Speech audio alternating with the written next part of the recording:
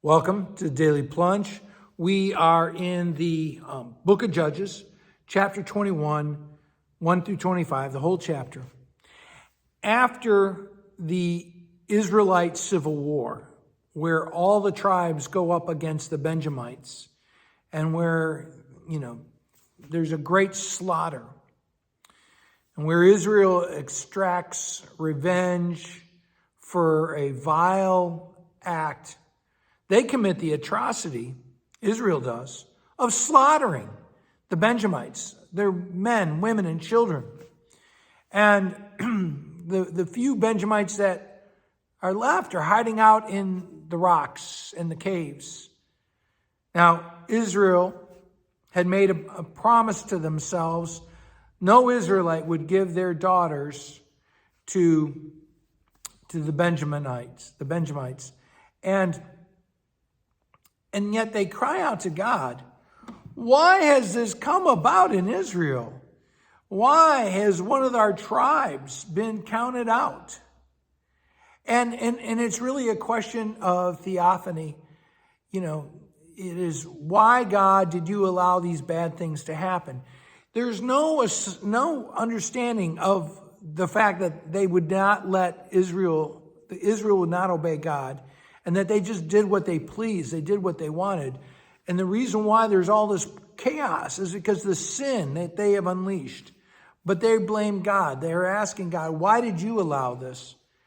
And there's no answer. There is no answer from the Lord. There is no voice that they hear. Now they build an altar and they call together an assembly for an oath, and they're crying out to God. And now they begin to feel sorry for Benjamin. And Israel decides, you know what, we need to take care of these guys, so we need to give them women so they can repopulate. What shall we do for wives for them after we've slaughtered all their wives? And this is, again, another example of a bad solution for a bad problem. They've already made things bad and worse with their first action. Now they're going to double down on it. And, they said, you know what? This town, Gilead, they didn't really contribute much to the fighting. They didn't help slaughter the Benjamites. So they should give up their daughters.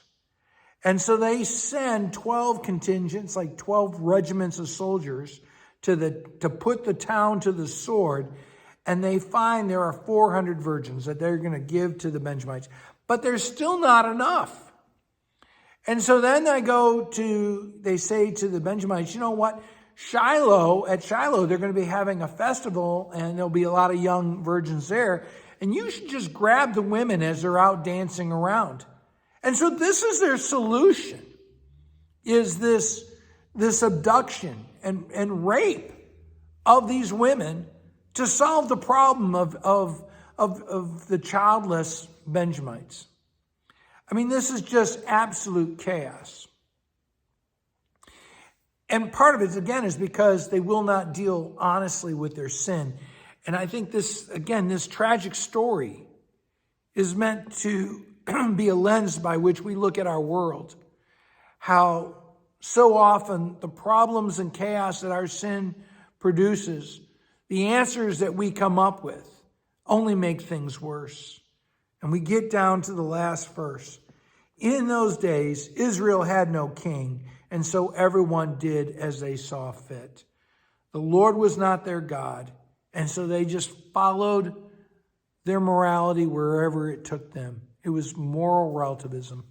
Well, thanks, friends. Have a blessed day.